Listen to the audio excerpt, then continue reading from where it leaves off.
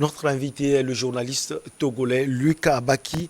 Avec lui, nous allons parler du Mali, affaire des 49 militaires ivoiriens. L'ONU clarifie sa position.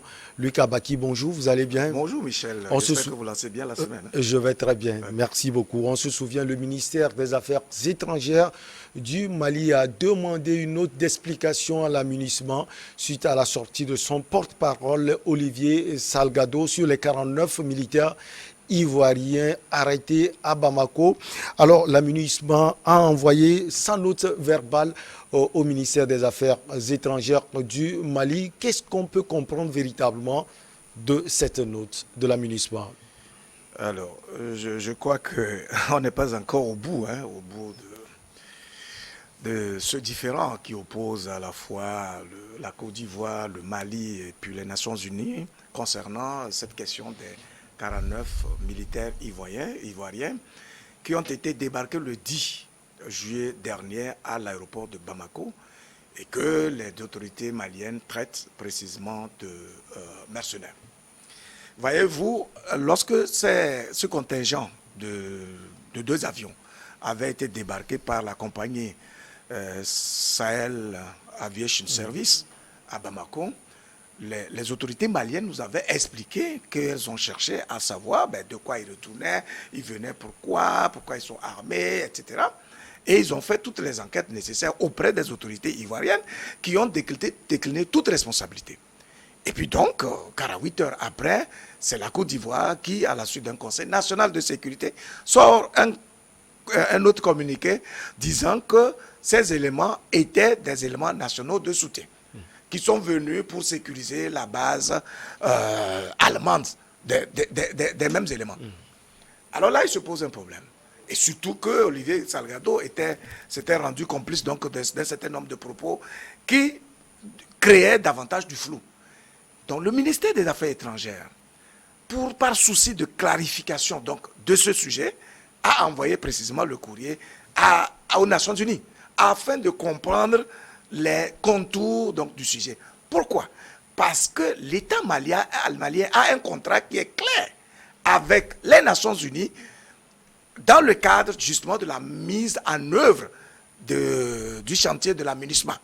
Et les termes sont très clairs. C'est pour ça que le ministère a adressé directement le courrier aux Nations Unies. Donc c'est la réponse que les Nations Unies viennent de donner. Et cette réponse peut se résumer en 3 ou 4 points clairs. Première chose, les Nations Unies disent clairement qu'ils notent que le contingent ivoirien est déployé à Sénou, à Bamako, pour sécuriser, entre guillemets, ils ont repris donc les propos tenus par les partis, pour sécuriser la base des NSE allemands, entre guillemets. Et donc, au lieu que le contingent ivoirien rejoigne le contingent officiel ivoirien qui est à Tombouctou, il se trouve que ces forces-là ont été débarquées pour sécuriser de façon curieuse une base qui appartient à l'Allemagne, comme si c'était le territoire allemand, et c'était sur le territoire allemand que ce contingent allait. Comment cela peut se faire ainsi? Justement, voilà, c'est ça le vrai problème. C'est-à-dire que voilà un État souverain qui a des règles de fonctionnement. Voilà qui a un contrat avec les Nations Unies qui stipule les conditions dans lesquelles les pays peuvent participer à la mission des Nations Unies pour la stabilisation du Mali. Et il se trouve qu'un pays envoie un contingent comme ça sans avoir eu l'aval de l'amunissement elle-même, qui est chargée de réguler, de coordonner, donc de parrainer toutes les actions de toutes les forces extérieures qui viennent armer au Mali dans le cadre donc, de cette mission-là, sans avoir aussi reçu l'autorisation de l'État malien dans lequel on est en train d'envoyer le contingent. Est-ce que c'est à la Côte d'Ivoire de demander cela ou bien c'est à l'Allemagne? Bien sûr, c'est à la Côte d'Ivoire en principe, puisque la Côte d'Ivoire dit que ces éléments-là, il a pris l'habitude de les envoyer depuis 2019 dans le cadre des éléments nationaux de soutien. Ce qu'en anglais ils disent National Support Element. Donc, ces éléments-là doivent être envoyés sur la base d'un certain nombre d'un règlement qui est clair et qui est donc régi, chapeauté et dirigé, coordonné par la MINUSMA. Voilà que, à l'insu de la MINUSMA, la Côte d'Ivoire envoie un contingent précisément au Mali sous prétexte qu'ils viennent sécuriser une base allemande d'un autre contingent qui est allemand, alors que les deux pays viennent dans le cadre d'une même mission. Donc, ça veut dire qu'il y a une sous-traitance, c'est-à-dire qu'un contrat parallèle entre l'Allemagne et la Côte d'Ivoire pour que la Côte d'Ivoire sécurise la base des NSE allemands sur le territoire malien à l'insu de la MINUSMA et à l'insu des autorités. Est-ce que l'Allemagne a reconnu cela? Mais l'Allemagne, effectivement, avait à un moment dit que oui, il fallait qu'on laisse le contingent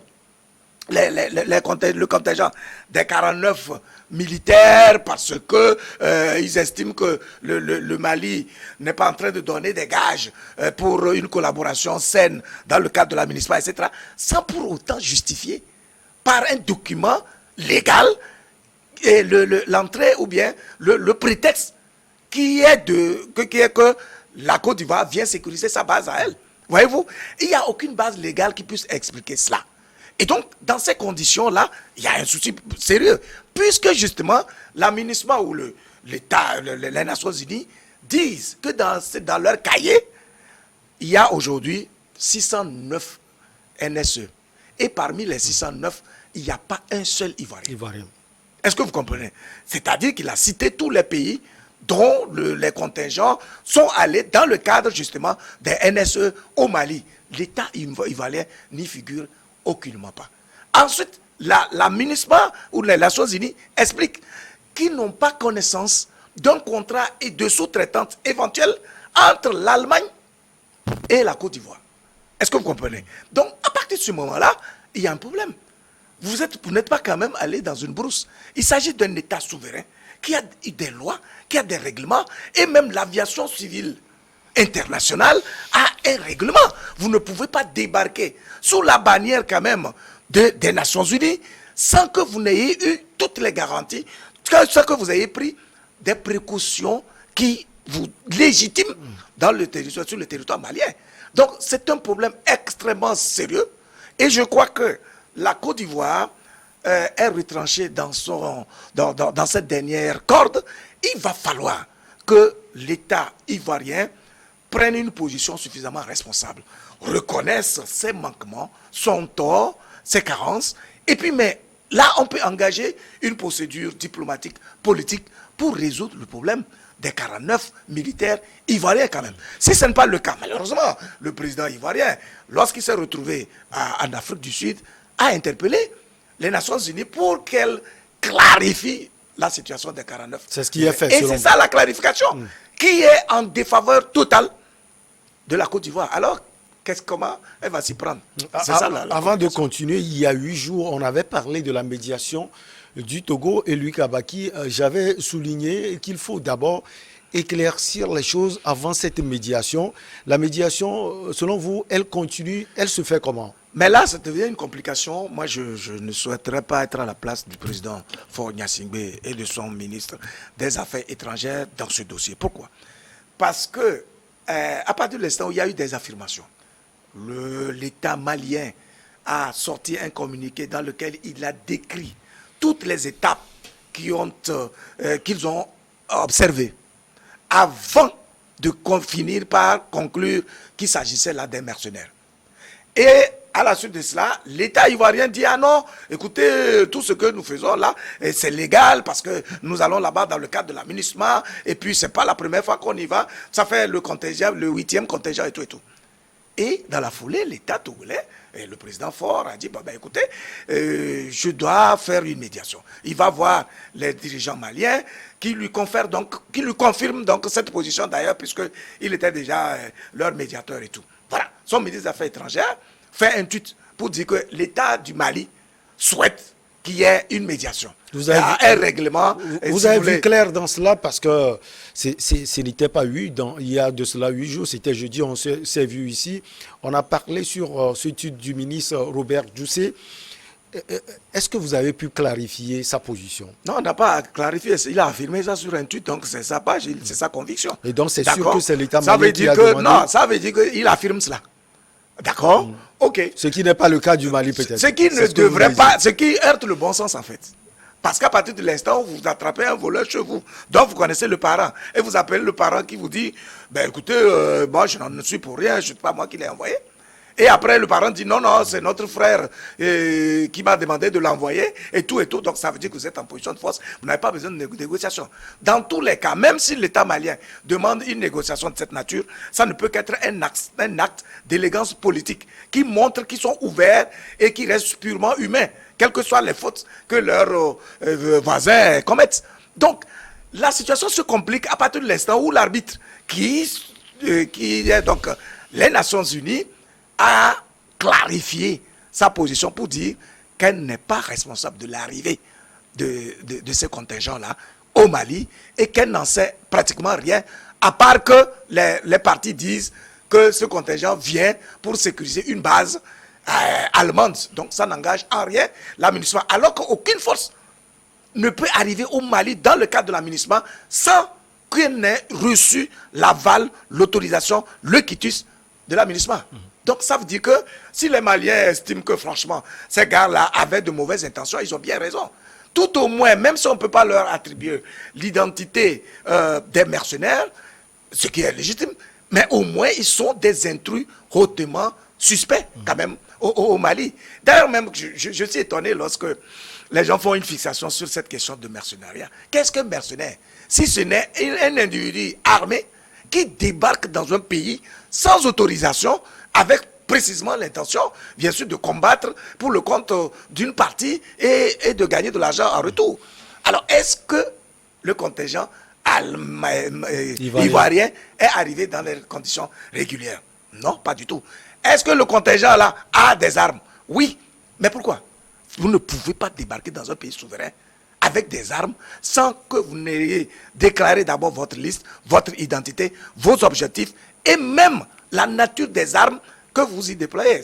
Il y a un problème en tout cas. Cette note a mis également l'accent, Luc Abaki, sur la relation contractuelle, sous-contractuelle entre le contingent allemand et les tiers. Oui, la note dit qu'elle n'a pas connaissance d'un contrat qui lierait l'Allemagne et des tiers, c'est-à-dire des pays éventuels qui pourraient intervenir pour le compte de l'Allemagne dans le contexte de l'aménagement sans que l'aménagement ne soit au courant. Donc, elle décline toute responsabilité puisque les dirigeants ivoiriens sont en train de soutenir que c'est dans le but de sécuriser la base des NSE allemands qu'ils ont débarqué donc, le contingent des 49 militaires ivoiriens sur le territoire malien. Donc, dès l'instant où la partie ivoirienne soutient cela, les Nations Unies disent, oui, d'accord, ok, nous prenons note que c'est ce que vous donnez comme argument, mais sauf que nous, on ne sait pas qu'il y a même un contrat entre vous et l'Allemagne, et ce contrat-là, même s'il existait, ne pouvait qu'être contre nature, puisqu'il ne s'agit pas du territoire allemand, puisqu'il s'agit d'utiliser précisément la coupole de l'aménagement pour faire venir des contingents dans le dos de cette même aménagement. Donc on ne peut pas faire endosser la responsabilité aux Nations Unies, notamment à l'aménagement, d'un fait dont elle n'est pas du tout au courant.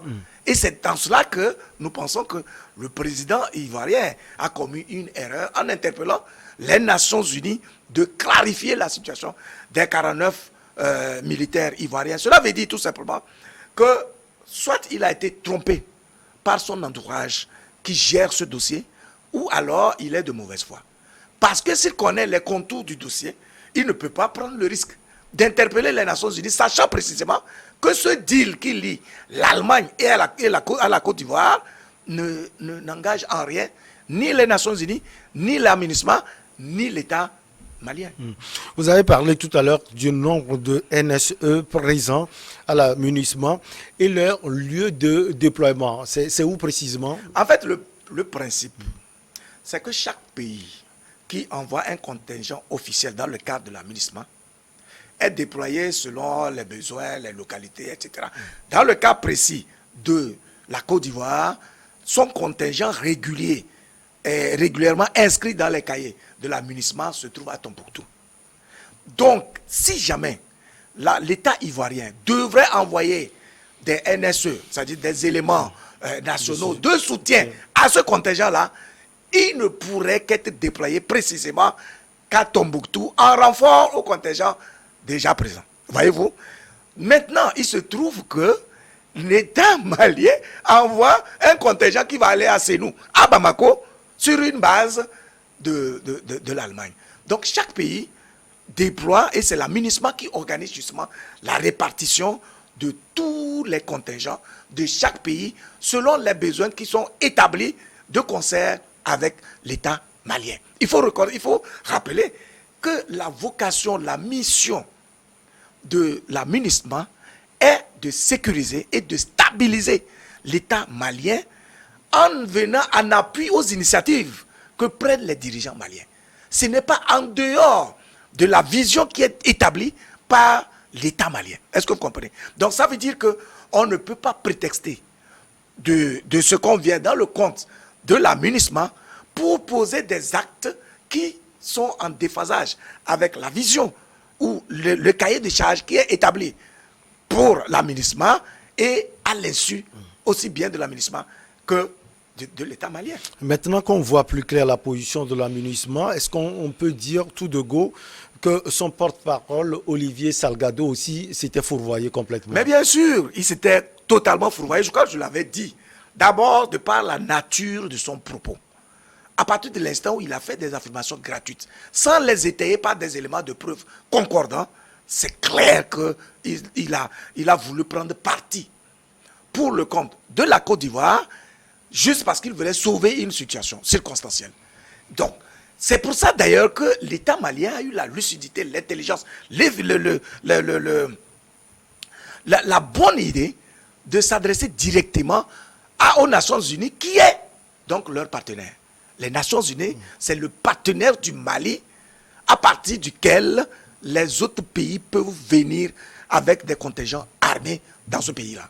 Donc, il appartenait précisément aux Nations Unies, mais de donner des éléments d'éclaircissement sur la nature, l'identité, les raisons donc de ce voyage du contingent ivoirien. Et donc cette clarification-là montre clairement que il y a du désordre qui est en train de se faire, et les Nations Unies disent qu'ils sont en train de faire des efforts pour comprendre ces dysfonctionnements afin de prendre des dispositions pour qu'ils ne se répètent plus. Ça veut dire clairement, ça c'est une note verbale mais diplomatique, qui montre clairement que il y a du bordel, que les gens utilisent l'identité de la MINUSMA pour faire pour poser des actes qui ne sont pas conformes à la mission et à la vision de la MINUSMA et aussi bien que du Mali. Donc ça veut dire qu'il y a du travail à faire, et je crois qu'à partir de cette note-là, la situation des 49 contingents, des 49 militaires ivoiriens devient encore plus compliquée, plus corsée. Est-ce qu'ils ont été finalement présentés à la justice? Non, ils n'ont pas été présentés à la justice le 22, parce que vous savez que très tôt, à 5 h du matin du 22, le camp de Kati a été attaqué très sérieusement par des djihadistes. Et je crois d'ailleurs que les dirigeants maliens font preuve quand même d'intelligence, d'élégance, de probité et d'honnêteté morale. Pourquoi? Parce que à partir de l'instant où il y a cette question des mercenaires, je veux dire, en tout cas, d'un contingent de 49 militaires arrivés illégalement sur le territoire malien, et on les soupçonne d'être des mercenaires, l'État malien aurait pu dire qu'il a été attaqué par un commando armé dont on ne connaît pas l'identité, et soupçonner qu'il s'agit des commandos, des mercenaires. Pourquoi? Parce que l'État ivoirien lui-même dit que depuis 2019, il a commencé à envoyer des contingents de cette manière, de façon aussi illégale. Et par vague, c'est au moins 50 personnes. Est-ce que vous comprenez? Si vous faites le décompte, vous allez vous rendre compte que depuis, puisqu'on est au 8e contingent, ça veut dire que vous faites 50 fois 8. Ça veut dire que l'État malien, ivoirien a envoyé sur le territoire ivoirien et malien au moins 400 hommes armés, que sont-ils devenus? Comment vivent-ils là-bas? Comment se fait la rotation? Est-ce qu'il y en a qui partent et d'autres viennent?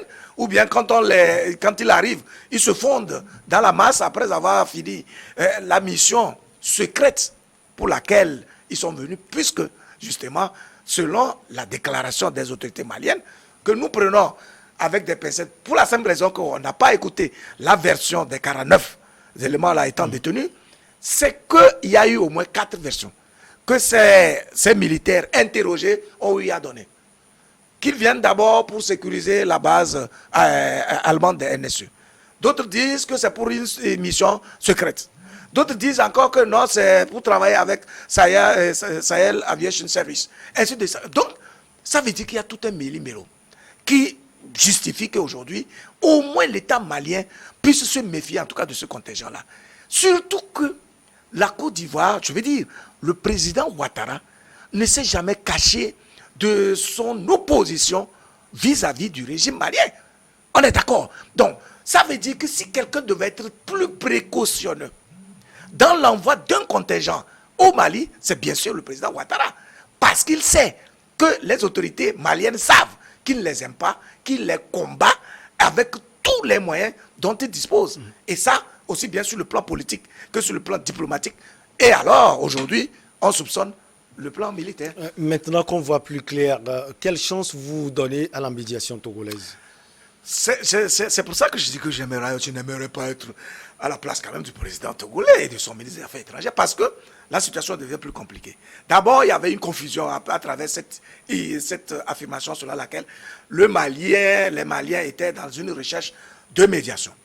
Dès l'instant où l'arbitre, les Nations Unies, ont clarifié et qui montrent que, attention, c'est de façon suspecte, en tout cas illégale, que le contingent aérien, ça veut dire que, mais ça renforce la position des Maliens et ils sont en droit de foncer droit au but qui consiste à faire évoluer la procédure judiciaire et à juger donc le contingent là en question avec cette identité qui serait des mercenaires. On espère que le président togolais et son ministre auront le génie nécessaire pour que, au-delà de la procédure judiciaire, parce que je l'ai dit la dernière fois ici, que rien ne peut arrêter un processus judiciaire qui est enclenché. Voyez-vous, il va falloir qu'il aboutisse soit par un non-lieu, soit par une condamnation, et à la suite donc de cette décision de justice, que l'action politique et diplomatique assumée désormais par le Togo puisse alors donner un résultat, c'est-à-dire qu'on puisse éventuellement convaincre l'État malien, notamment le président Goïta, de prendre une amnistie vis-à-vis de ces 49 militaires ivoiriens actuellement en détention. Mais pour que cela puisse arriver, il va sûrement falloir que la Côte d'Ivoire, à travers la personne du président Ouattara, prenne des engagements formels. D'abord reconnaisse son tort, sa faute, ou tout au moins son erreur dans l'envoi de ce contingent-là. Et ensuite prenne des engagements qui soient sérieux, qu'il ne va plus harceler les dirigeants maliens, qu'il peut les rassurer en tant que voisins, qui pourraient alors compter sur lui pour défendre leur cause, défendre leurs frontières, défendre l'intégrité du territoire malien et faire en sorte qu'il évolue plutôt dans une dynamique de complémentarité entre voisins pour faire évoluer les deux nations.